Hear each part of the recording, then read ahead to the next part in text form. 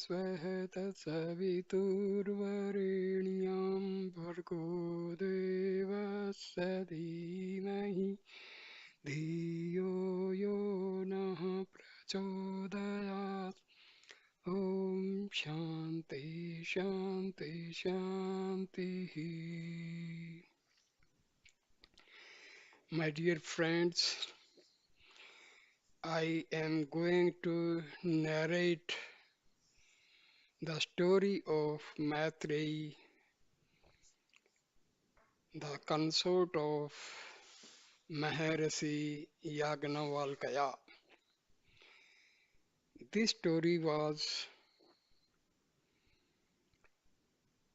story occurred in Vedic era. This story is full of Brahmagyan and Atmagyan. Maitreyi was a great sage herself, and she was always discussing Brahmagyan and Atmagyan with her husband, sage Yajnavalkya. Sage Yajnavalkya was a very learned and dynamic sage of Vedic era. He has contributed a lot in the Yajurveda. So let us start with the story. So the writer says to understand his story, the reader must, whether he be in Madras or elsewhere, transplant himself in imagination to Bihar. He must also avail himself of the same conveyance in going over a period of about 4,000 years, because I am speaking of a time when those far off events were occurring which furnished materials for the composition of the Upanishads and which we find recorded in these ancient treatises. Let us take our stand in the outskirts of the ancient city of Janakpur in Mithila. Let us rather fly about in the air on the wings of a fancy around the city, for that would give us a broader outlook and enable us better to see what is taking place around us. Janakpur, I need not scarcely remind the reader, was the city of the royal sage Rajrishi, who was the greatest patron of learning in ancient times and the friend and theological associate of the sage Yajnavalkya. Later legends also describe him as the father of Sita and the father-in-law of Rama. Let us, as I have already proposed, fly about in the air on a rather desolate plain interspersed with hillocks in the outskirts of the ancient city of Janaka. It is a fine summer morning, the day only an hour and a half old. We see three travelers slowly making their way towards the city through the plain. All the three are tall and strongly built, very different from the present inhabitants of Bihar. Two of them are armed in the fashion of those days, each having a bow in hand, a case of arrows slung on the back, and a sheathed sword hanging from the waist. A single glance would be enough to show the class to which they belong, the Akshatriya.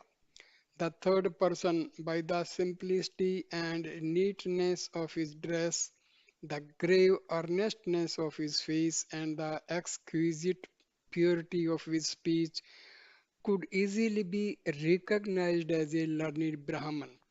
He is, in fact, no less a personage than the sage Mitra, a most trusted minister of Janaka, and is just returning to his home in Janakpur under the escort of the warriors after discharging some important mission entrusted by the king in a neighboring town.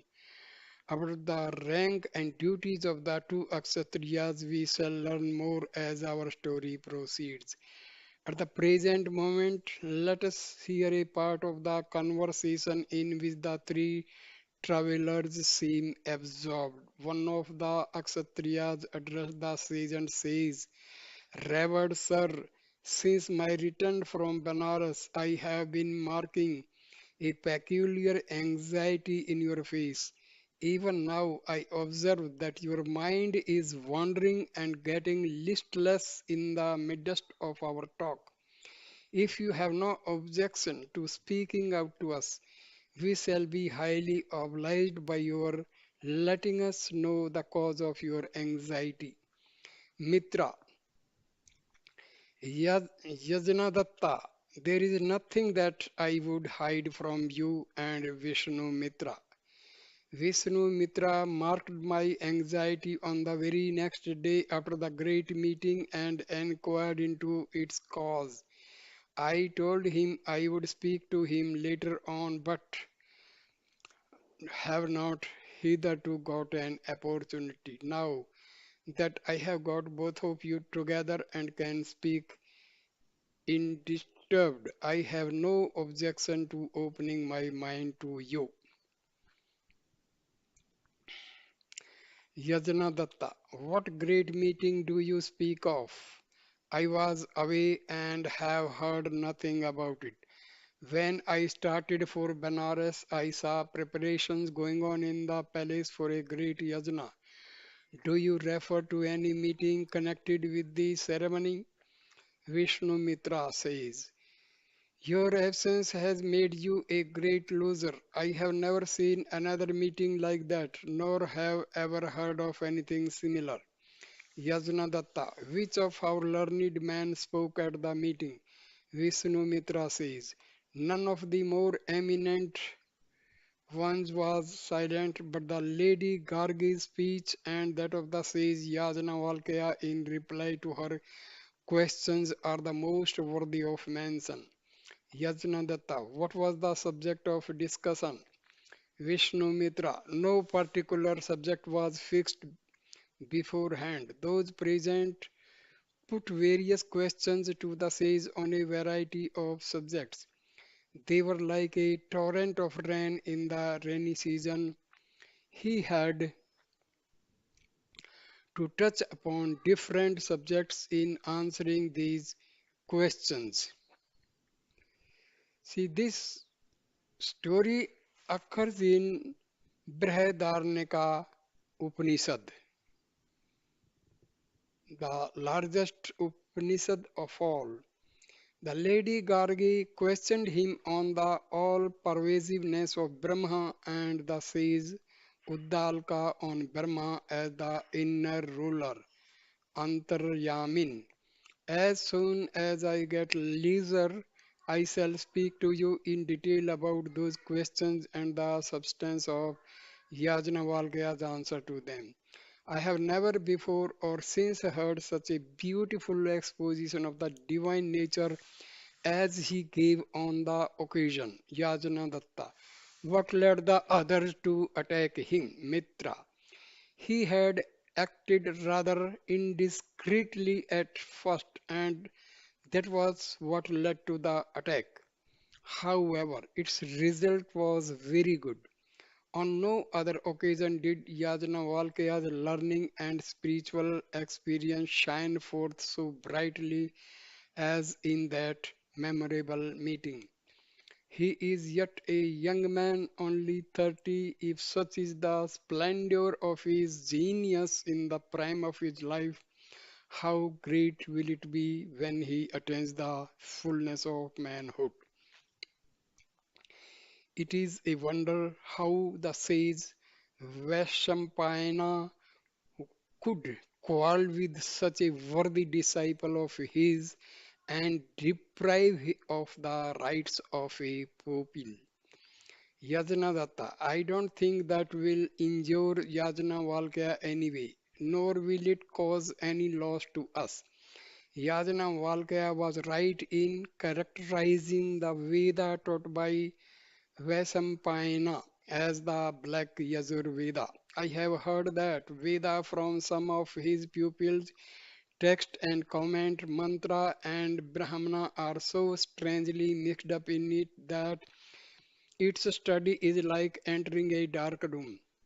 Such a Veda might very well be called black. I hope the white Yajurveda, which the sage is now compiling with your help, will deserve its name. However, I have a mind to inquire more particularly about it and another occasion. Be good enough to tell me now why the torrent of questions that Vishnumitra speaks of was poured upon Yajnavalkya. Mitra, the king enclosed 1,000 cows with their horns encased in gold leaves near the place of meeting and said to those assembled, Yea, venerable Brahmanas, let him who is the wisest Brahmanistha among you drive away these cows. Now, here there is a reference. This refers to the circumstances that led to the division of the Yajurveda into two Sakhas or branches. Krishna black and Shukla white, the former associated with the name of Vasampayana and the later with that of Yajnavalkya. See the details in introduction to the author's English edition of the Upanishads. Okay, Yajnadatta, strange, who would have the immodesty to declare himself the wisest? Mitra says, so I said that Yajnavalkya acted rather indiscreetly at first. You know how fond he is of cows. It has grown into a weakness in him. When he saw that all were silent and no one claimed the cows, he said to one of his pupils, My dear boy, drive these cows to my house. Yajnadatta. Oh, how strange, Mitra says. His conduct indeed seemed strange to all, and there was an angry, though suppressed talk throughout the assembly. At last, Aswala, the Hotri priest of Janaka, gave vent to his angry feeling and addressed Yajnavalkya thus. Do you really think, sir, that you are the wisest among us? Yajnavalkya said, I bow down before the wisest, but I wish indeed to have these cows. Perhaps you would have no objection to my having them if I could answer all questions put to me. I should be very glad to be questioned. This was the signal for the torrent of questions to which Vishnu Mitra refers. You may, at your leisure, hear the whole matter from him. Yajnadatta. I shall certainly do so, but be good enough now to answer my main question. I have been forgetting it in inquiring about the meeting. What is the cause of your anxiety and what has it to do with the meeting we have been talking about? Mitra.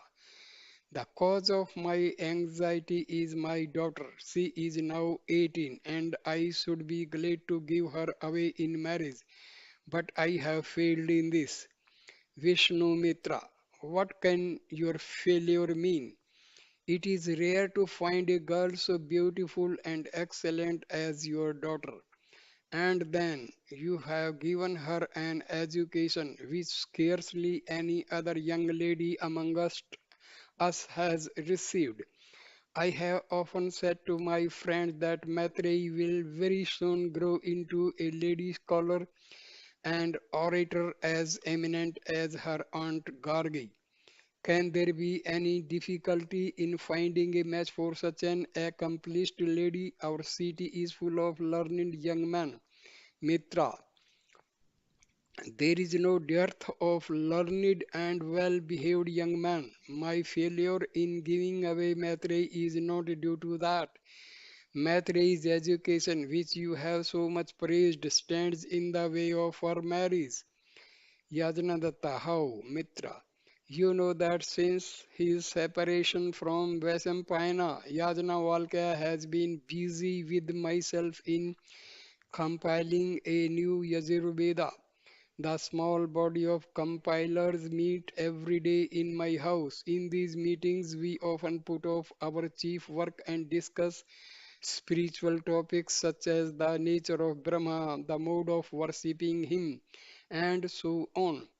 These discussions prove so delightful and edifying to us that deep absorption in them often makes us forget food and sleep. Gargi attends these meetings very frequently. You know, my daughter is deeply attached to my sister in law. Wherever her aunt goes, she must go as a matter of course. She followed her even to that great meeting, which brought together learned men from all parts of the country.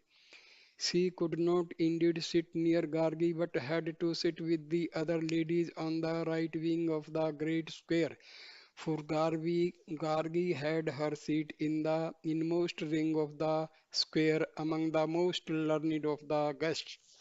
However, what I have to say about my daughter is this. I did not know that such a young girl as she understood anything about the subjects of our discussion. But I now see she spends almost the whole day in thinking and speaking about these matters. This is what prevents her marriage. Vishnu Mitra, how can your daughter be other than what you describe her to be? There is nothing strange in her becoming a theologian at 18. I see that my prophecy is going to be fulfilled. Do you mean that she wishes to be a Brahmacharini like her aunt Mitra? Very nearly. She says, I shall either take the vow of celibacy like Aunt Gargi, or if you can make it possible, I shall marry Yajnavalkya. This idea has taken a strong hold of her mind ever since that great meeting. You see now what the meeting has to do with my anxiety.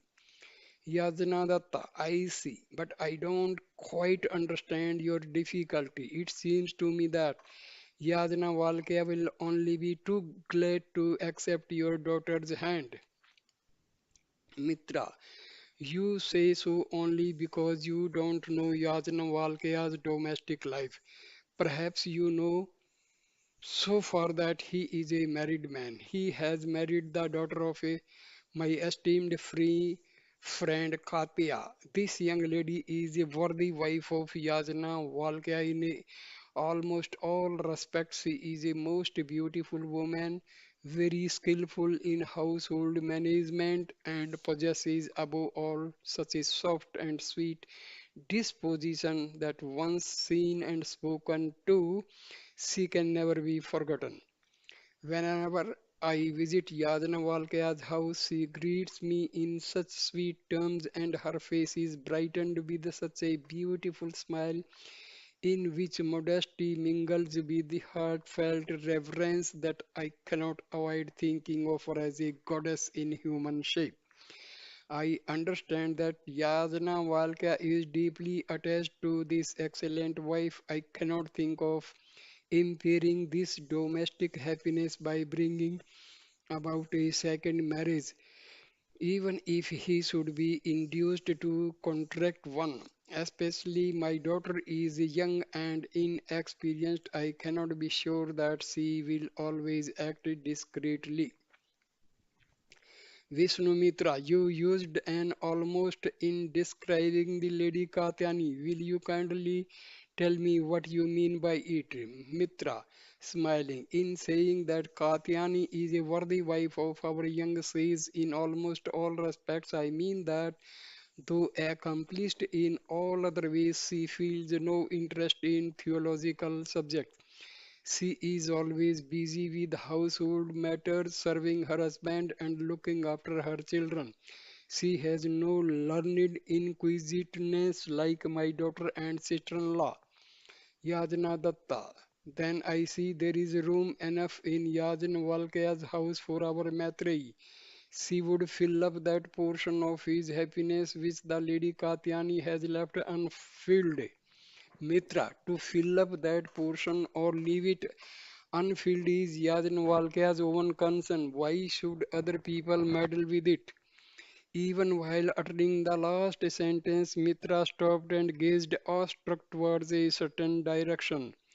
Long before this, the travelers had entered a woody and somewhat narrow path lined with hillocks. A few moments back, Mitra, while still speaking, had marked a solitary figure on the top of a hillock with a beautiful ring of trees around it. He had marked the figure, had observed that it was that of a man absorbed in meditation and was trying to recognize him. What now arrested Mitra's course was the recognition that the person on the hilltop was no other than Yajnavalkya and the instantaneous discovery that the sage was in danger. A huge tiger was leering at him and approaching him with slow steps, while the sage, with his senses quite closed against the outer world, knew nothing of the dreadful intruder. Mitra immediately pointed out the danger to the Kshatriyas. In a moment, they took an arrow each and aimed it at the tiger. The arrows pierced the eyes of the animal and made him motionless. They shot again and fixed two more arrows on his breast. The next moment they came up to the prostrate beast and cut it in two with their swords. Its dying howl disturbed the sage's meditation and made him open his eyes. He realized the whole affair at a glance and in deep gratitude touched the feet of the old sage and embraced the Kshatriyas. He thanked them again and again for the wonderful deliverance they had effected. The place, however, was felt as too unsafe to loiter in even with the brave and strong escort of the warriors, and they hurried to the city with quick steps and parted from one another as one by one they neared their respective homes. Now, the co-wives. The event recorded in the last part of the first chapter did not directly help the fulfillment of Mitra's desire. If he had been a low-minded man, he would have proposed his daughter's marriage with Yajnavalkya as a reward for saving his life. The social condition of the country in those days was such that under such favorable circumstances, no impropriety would be felt in offering a beautiful and accomplished bride to a man, even if he were married, and the man to whom such an offer would be made would rather be pleased with it. Such would really be the case with the ordinary man, but the reader must have seen from what he has learned in the first chapter that Mitra and Yajnavalkya were both extraordinary men, so the union of Maitreyi with the latter was not easily effected. The direct effect, however, of the tiger incident was a deepening of friendship between the two sages, which again led to an exchange of visits between the female members of the two families. One great result of this was that a close friendship grew up between Maitreyi and Katyani. To understand my story well, the reader must know a little more about these ladies than what he has already been told. They were nearly of the same age, Katyani being only 2 or 3 years older than her friend, but their natures were in almost all respects opposite to one another. And it was this oppositeness that lay at the bottom of their fondness for each other. Each saw in the other what was lacking in each and was thereby drawn to her. Katyani had a great heart easily inclined to love. The lovable had only to present itself to her and her heart rushed to it. She was of an extremely emotional character. Her face brightened with smiles the moment she saw an object of love, and her eyes filled with tears as soon as she saw or heard anything to sadden her. Her mind was somewhat light and shallow. She could spend hours in amusement and in hearing stories, but she could not attend for any length of time to such serious subjects as her husband dealt with. But she had nevertheless a strong sense of duty, a deep reverence for her husband, and the tenderest affection for the two little children with which she had up to this time been blessed. She spent almost the whole day in minding her husband's comforts and in bringing up her children, and her home was a model for order and neatness. In several respects, Maitreyi's character was the very opposite of the one I have just described. She had indeed a capacity for love, but her love was practically confined to a chosen few. Her eyes and ears seemed to be turned inside so that outward sights or sounds, whether lovely or unlovely, could not easily move her heart. Her face wore a gravity and earnestness much beyond her eyes. A amusements, talks, and stories, the common delight of women, were not indeed unpleasant to her, but they could not occupy her long. She spent most of her time in the study of serious subjects, especially those of a metaphysical nature. She attended to only as much of the household duty of her father's house as she felt called upon to attend to. She had really no liking for such duties. However, a deep friendship, as I have already said, grew up between these two women of opposite natures. Katyani, especially as might be expected, grew very fond of Maitreyi. Meeting with her as became one of her greatest pleasures, and parting from her one of her greatest pains. One day the following conversation took place between them. Katyani, I often think what will become of me when you are married. The marriage of each of my sisters has proved a great trial to me, but separation from them has now become just bearable. Parting from you will perhaps kill me. Maitreyi, you need not think of parting from me. We shall never part. Katyani, what do you mean? If you happen to be married near me, we shall indeed meet frequently. But how can I hope that your home will be near? Maitreyi, how do you know that I shall be married at all? Katyani, you to remain unmarried? This idea is strange. Many will seek your hand. Maitreyi, what if I encourage none of them? Katyani, why? Do you wish to be a brahmacharini? I don't like the practice. It seems to me that domestic life is the proper sphere of women. Maitreyi, domestic life is the proper sphere not only of women but of man also. But when people speak of that life as woman's proper sphere, they seem to mean that she has no other duties than those that are called domestic. Katyani. What other duties can a woman have? Religious duties. They are included in the domestic. Helping at sacrifices, praising the gods, vows, fasting, and the like. Every married woman has to discharge these duties. Maitreyi. Can you conceive of no duties for women beyond these?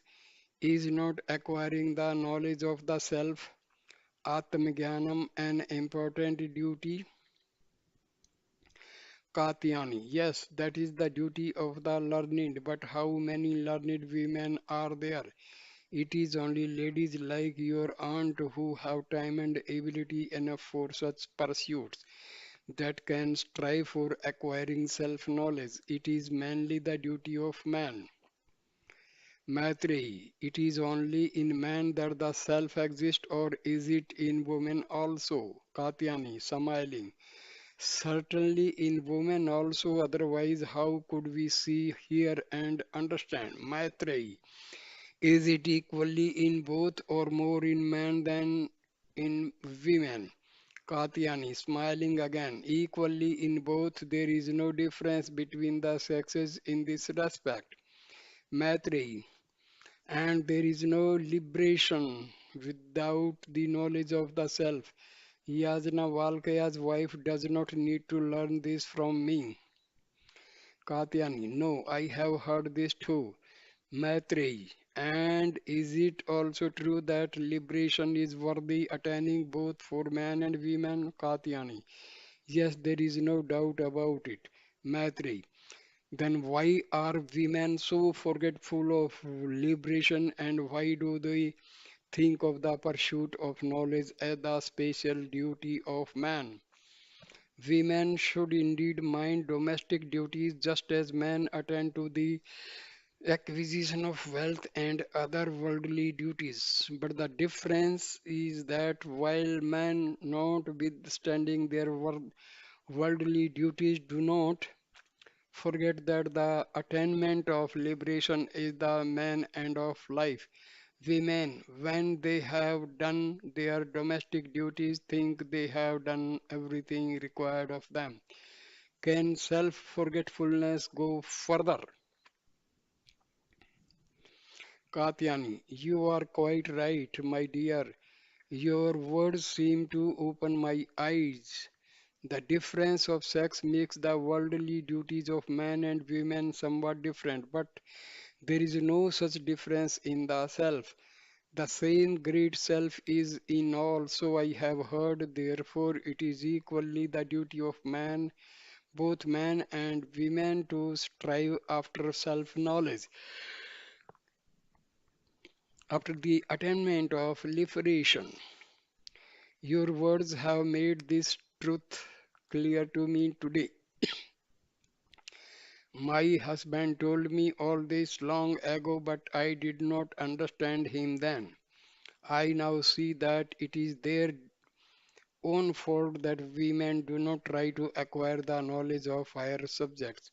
I am specially to blame. My opportunities are great and yet I am doing nothing. Maitreyi, you are most fortunate. It is by the accumulated merit of many virtuous lives that you have got such a husband.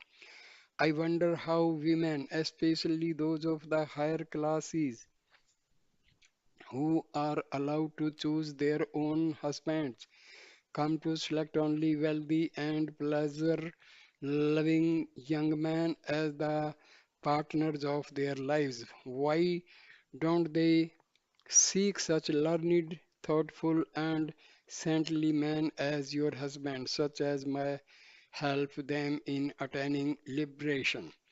At this stage of the conversation, one of Katyani's men servants arrived with a plankin and, being admitted into the presence of the lady, said to his mistress, Madam, your children and their nurse think you have been too long away from home and wish your immediate return.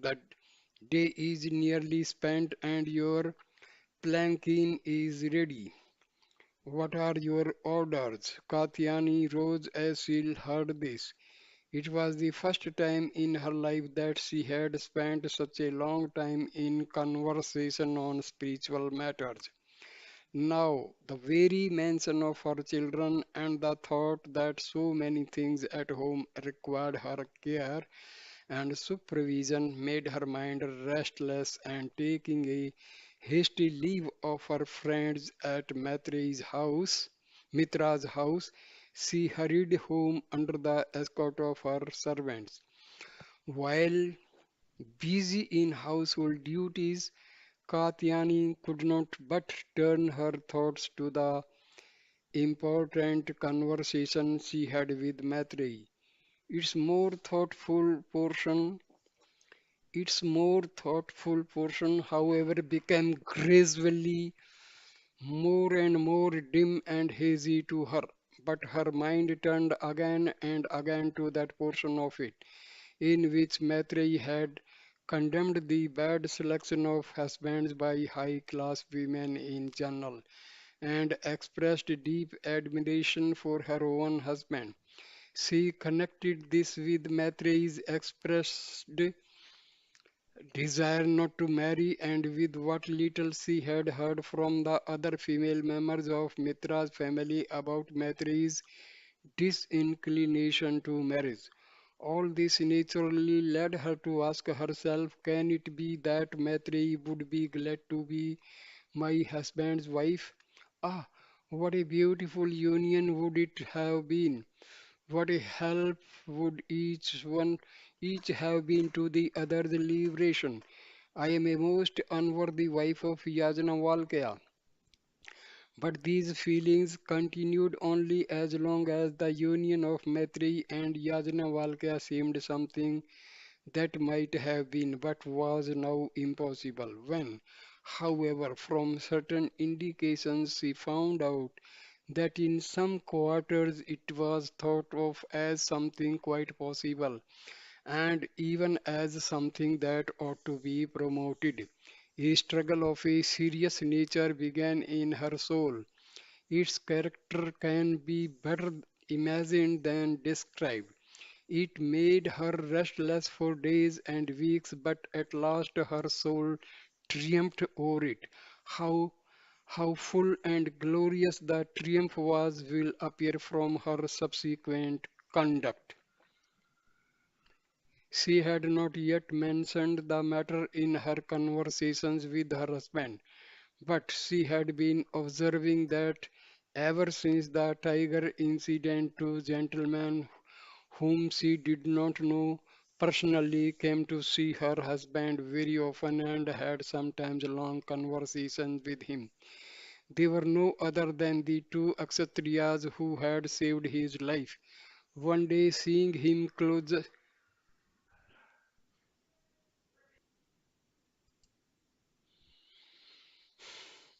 one day seeing him closeted with Vishnu Mitra for hours and guessing from some signs that the conversation related to Maitreyi, she inquired of him about its purport, which resulted in a long conference between husband and wife. We shall hear a part of what they said to each other. Yajnavalkya, how strange, have you no objection to this? Katyani, far from having any objection, I have told you plainly I shall be very happy if it take place. I shall rather be sorry if you give up the idea. Yajnavalkya, will you not be jealous of her? Katyani, if I had any doubt of the depth of your love for me, I might have been jealous. As matters stand now, I feel no jealousy. Yajnavalkya, how do you know that I shall not come to love her more than you by and by? Katyani, you have told me plainly the nature of your feelings for her. Yajnavalkya, they may be gradually changed, they may become deeper, Katyani, I am prepared for that chance. I shall not feel myself wronged. If it does take place, she deserves to be loved more. And after all, loving this or that person is not for the sake of the person, but for the absolute that is in all, as you have often said. I don't quite understand these abstruse matters, as you know, but my recent struggles have led me to resolve that as your wife, I must try to rise above my petty, selfish feelings. However, the exact attitude of my mind in regard to this matter is that though you may marry a second wife, you will never be able to love her more than me. Yajnavalkya smiling. Your confidence in your own lovableness seems rather extreme. However, I would not seek it even if I could. There were many more such conferences between husband and wife before the final conclusion was reached. These conferences showed that Katyani was more willing to have a co-wife than Yajnavalkya to have a second wife. She must have been a strange woman and I must condemn her. And with the light that 4,000 years have shed on me, I must condemn Yajnavalkya the more for being a bigamist. But we must see him as he was and as he thought, and this is what I have tried to do. The marriage took place just 2 years after the events related in our first chapter.